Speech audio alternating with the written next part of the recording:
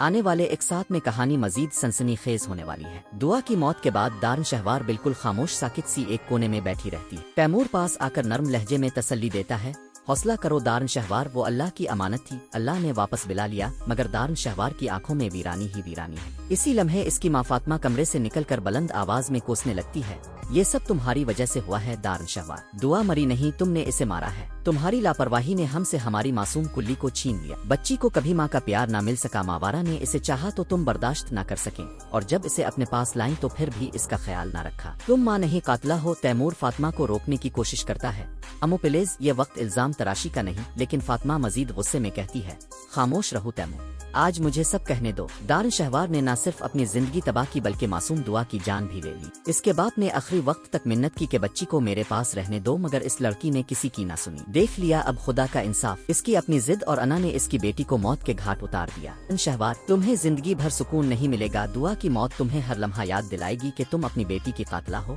فاطمہ کی گونجتی ہوئی آواز سن کر دارن شہوار پتھرائی آنکھوں کے ساتھ سب کچھ سنتی رہتی ہے، گویا یقین ہی نہیں آ رہا کہ اس کی گود خالی ہو چکی ہے۔ یہ وہ لمحہ ہے جب اس کا غرور ٹوٹنے لگتا ہے، جس دعا کے سہارے وہ ولید کی جائیداد پر قبضہ کرنا چاہتی تھی، وہی بچی دنیا سے رخصت ہو گئی۔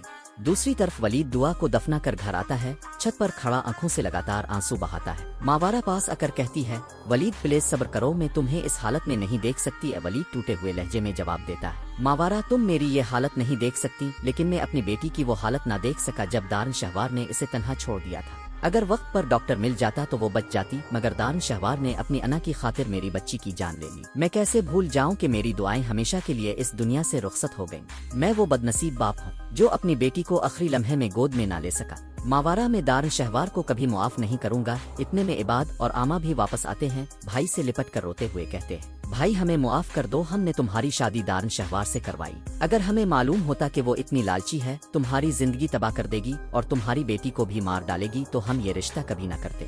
لیکن ولید کا دل صرف اور صرف دارن شہوار کے لیے بد دعائیں کرتا ہے۔ تو دوستو، آپ کے خیال میں کیا دارن شہوار دعا کی موت کا یہ صدمہ سہ پائے گی یا یہ اس کے انجام کی شروعات ہے؟ اپنی رائے کمنٹس میں ضرور بتائیے گا۔